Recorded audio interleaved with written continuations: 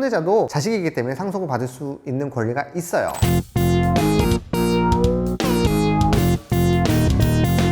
안녕하세요, 버블로입니다. 이번에는 상속에 대한 이야기를 해볼 거예요. 상속소송이 왜 일어나는지, 상속소송이 어떻게 진행되는지에 대해서 이야기를 해보겠습니다. 상속이란 다들 아시죠? 부모님이 돌아가시거나 아니면 누군가 돌아가셨을 때 그 재산을 받는 가족들을 이야기를 합니다. 상속 순위를 먼저 말씀드리면은 누군가 돌아가셨을 때 상속을 받는 순서가 있습니다. 해당 순서에 해당하는 사람이 아예 없거나 아니면 상속 포기를 했을 경우에는 다음 순서로 넘어가게 되는 구조로 되어 있습니다. 상속 순위 1순위는 자녀들과 배우자, 2순위는 부모님과 배우자, 배우자는 자녀들과 공동 상속이 되거나 아니면은 부모와 공동 상속인이 됩니다. 근데 자녀도 없고 부모님도 안 계시거나 아니면은 상속 포기를 다 했다, 그럴 경우에는 2.5순위가 있어요. 배우자가 혼자서 다 받게 됩니다. 1순위, 2순위에 해당하는 사람이 아무도 없다, 그럴 때 이제 형제자매로 넘어가게 되고요. 형제자매도 상속 포기를 하거나 없으면은 3촌, 4촌이 넘어가다가 아무도 없다 그러면은 국가로 최종적으로 재산이 귀속되게 됩니다. 대부분의 경우 3순위 안에서 다 끝납니다. 그리고 이 상속 순위에 있는 배우자는 무조건 혼인신고가 되어 있는 배우자만 해당이 돼요. 법률적으로 혼인신고가 되어 있지 않으면은 상속에서는 절대로 보호해주지 않습니다. 사실혼 관계와 법률혼 관계, 혼인신고를 하고 안 하고의 가장 큰 차이가 사실 상속에 있어요. 상속에서는 절대로 보호해주지 않고요. 나머지 뭐 재산부나 이런 건 다 사실혼 배우자가 인정을 해주지만 상속에 있어서만큼은 절대로 혼인신고하지 않은 사람을 보호해주지 않습니다. 상속 사건 중에서 가장 많은 유형 3가지는 첫 번째가 상속재산 분할 심판, 두 번째가 유류분 청구, 세 번째가 상속 회복 청구가 있습니다. 상속재산 분할 심판 같은 경우에는 돌아가신 분의 재산이 이만큼 있어요. 이 재산을 상속인들, 보통은 돌아가신 분의 자녀들, 거기에 이제 배우자가 껴있을 수도 있지만은 그런 경우가 제일 많은데 얼마씩 가져가야 되느냐가 주요 쟁점이 됩니다. 상속을 받는 비율이 정해져 있거든요. 자녀들은 똑같이 받고요. 배우자는 1.5배를 더 받아요. 계산을 하게 되면 예를 들어 자녀가 3명만 있고 배우자는 이미 옛날에 먼저 돌아가셔서 없다, 그럴 때는 3명에서 3분의 1씩 나눠 가지는 게 법정 상속분입니다.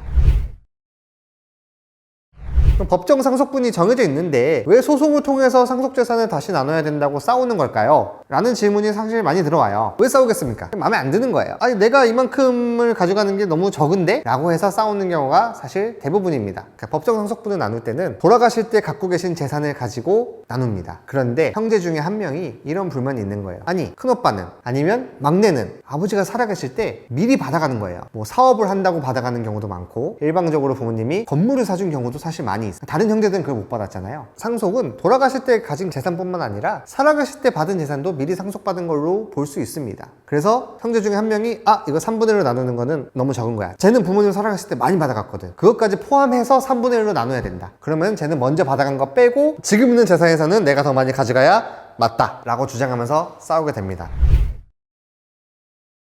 제가 이제 이거 지난주에 결과를 받았던 사건인데, 제가 했던 사건 중에서는 어머니가 돌아가셨습니다. 어머니가 돌아가셨는데 재산이 많아요. 부산에 부동산도 있고요, 예금도 사실 굉장히 많이 있고 또 보험도 많이 드셔가지고 보험 해지 환급금도 사실 많이 있어요. 근데 어머니가 돌아가시고 나서 이 상속재산을 정하려면은 상속재산 분할 심판을 통해서 판결문이 있든 아니면 상속인들 모두가 도장을 찍은 이 상속재산 협의서가 있든 해야 부동산에 가서 등기도 상속 등기도 할 수 있고 은행에 가서 있는 예금도 찾을 수가 있단 말이에요. 그런데 다른 형제들이 우리 의뢰인하고 사이가 안 좋았어요. 살아계실 때부터 사이가 안 좋았는데 지금 자기네가 상속 등기를 할 수 없으니까 우리 의뢰인을 상대로 상속재산 분할 심판을 먼저 걸어왔습니다. 그런데 부동산 재산은 등기 자체를 나누게 되면은 나중에 이 부동산을 판매할 때 문제가 생겨요. 이 부동산을 사겠다는 사람이 나타났을 때 형제가 4명이면 4명이 전부 다 가서 도장 찍어서 팔아야 돼요. 되게 귀찮고 한 명이 협조를 안 해주면 이 부동산 자체를 못 파는 경우가 생깁니다. 그래서 보통 상속재산 분할 심판에서는 부동산을 한 명이나 아니면 사이가 좋은 형제들끼리 이렇게 나눠서 갖고 나머지한테는 이 부동산 액수만큼 돈으로 우리가 주겠다라고 하는 형태로 분할을 많이 하게 돼요. 그런데 신척인들은 나머지 형제들 전부였어요. 3명이었고 저희 의뢰인은 혼자서 이 3명을 상대하게 됐습니다. 신청인이 먼저 얘기했던 제안들이 굉장히 적었어요. 부동산의 가액도 적었고요, 예금도 몇 개 빠져 있었고, 먼저 이 의뢰인은 처음에는 저 말고 다른 변호사 사무실에서 했었습니다. 잘 진행을 하고 있었는데 조정이 맘대로 안 되는 거예요. 원하는 만큼 돈을 받을 수 있을 것 같지가 않은 거예요. 그래서 결국에는 법으로를 찾아오셔가지고 의뢰를 하셨습니다. 제가 의뢰를 맡아서 사건을 봤을 때는 이미 사건이 2년 정도 진행이 됐었어요. 그동안 진행됐던 자료들을 보면서 이렇게 하는 거는 맞지 않고 사실 우리 의뢰인이 더 가져갈 게 있습니다. 다른 형제가 생전에 가져간 건물도 있고요, 생전에 가져간 예금들도 예금을 조회를 해보니까 나오네요. 다시 조정을 해서 우리가 분할 심판을 받아야 될 것 같습니다 라고 주장을 했습니다. 그래서 이 법으로를 찾아오신 다음에 이 의뢰인은 무려 이전보다 2억 정도를 더 받게 됐습니다. 그래서 아주 기분 좋게 끝낼 수 있었던 사건이었습니다. 상속재산 분할 심판 같은 경우에는 크게 막 법리적으로 다투거나 하지는 않아요. 어쨌든 분할 비율은 정해져 있는 거고, 어떤 형제가 어떤 걸 더 많이 가져갔느냐, 아니면은 어떤 형제가 살아계실 때 더 많이 가져간 게 있느냐, 이게 가장 큰 쟁점이 되는데, 그걸 찾는 방법은 결국에는 살아계신 동안 보통 10년치의 계좌를 조회를 합니다. 조회를 하고 형제에게 건물이 생겼으면 그 건물의 매매 대금이 어떻게 나왔는지 이런 걸 계좌 분석을 통해서 또 입증을 하는 경우가 많이 있습니다. 그래서 잘 끝났던 사건이고요.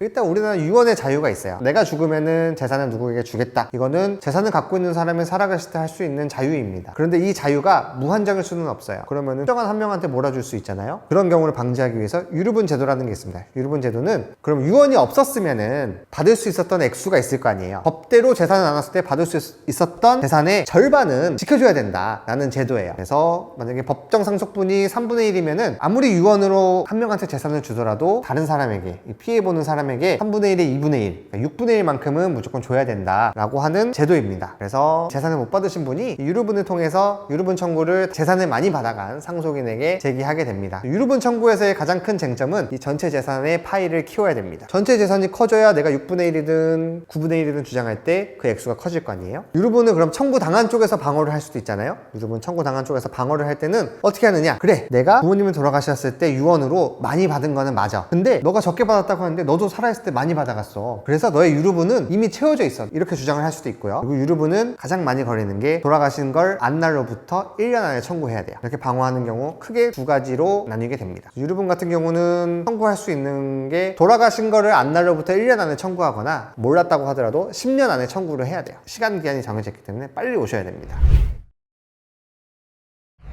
상속회복 청구, 부모님이 돌아가시고 형제들끼리 잘 했어요. 잘 했는데 혼외자가 튀어나오는 경우가 보통 상속회복 청구의 대부분을 차지를 합니다. 뭐 다른 경우도 있을 수 있는데 제일 많은 경우는 혼외자가 튀어나오는 경우예요. 그럼 혼외자는 뭐냐? 혼외자도 자식이기 때문에 상속을 받을 수 있는 권리가 있어요. 근데 일단 자식이 맞는지부터 입증을 해야겠죠. 혼외자가 튀어나와서 상속회복 청구를 하거나, 아니면 상속재산 분할 심판에 끼일 수도 있어요. 아니면 유류분 청구를 할 수도 있죠. 혼외자는 이 세 가지를 모두 선택할 수가 있어요. 상속회복 청구는 이 세 가지 대표적인 유형 중에 가장 적은 비율을 차지하기는 합니다. 상속회복 청구를 할 수 있는 거는 내가 상속인인데 다른 사람이 상속인인 것처럼 해가지고 돈을 다 받아가다, 이게 가장 큰 골자거든요. 그래서 순위가 바뀔 때 많이 일어나요. 3순위가 받았는데 사실은 2순위가 있었던 거예요. 그러면 2순위 상속인이 나타나서 나 왜 있는데 왜 없는 거 줄 알고 3순위한테 갔니? 순위를 바꾸면서 진행되는 경우가 많습니다. 정리하면은 동순위 상속인들 사이에서는 상속재산 분할 심판 아니면 유류분을 할 수 있고요. 순위가 바뀔 때 사실 더 높은 순위가 나타나서 청구하는 거는 상속회복 청구가 있습니다.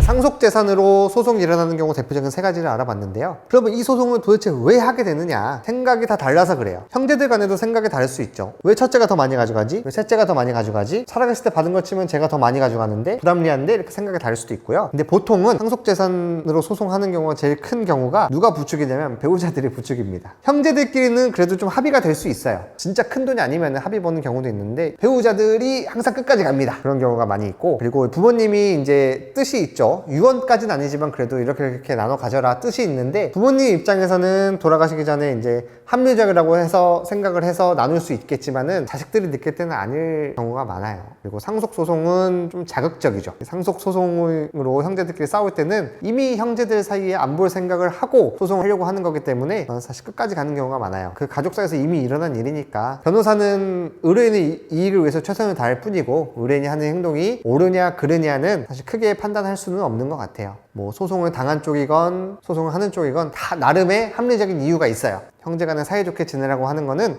이상일 뿐이에요. 현실은 냉혹합니다. 상속으로 인해서 뭔가 소송을 하려고 하시거나 소송이 진행 중일 때는 꼭 변호사 상담을 받으시는 게 좋아요. 상속 사건은 상속재산을 나누는 게 어쨌든 가장 중요하긴 하지만은 항상 따라붙는 게 이 세금 문제가 있어요. 상속세도 다시 계산을 해야 되는 경우가 있고요. 분할을 어떻게 하느냐에 따라서 세금의 성질이 달라질 수도 있고 세액이 달라질 수도 있기 때문에 뭐 세무사 상담을 받으셔도 되지만은 어쨌든 변호사 상담을 받으시면서 한 번에 조언을 얻으셔서 세금 문제를 미리 대비해 놓는 것도 필요하실 수 있습니다.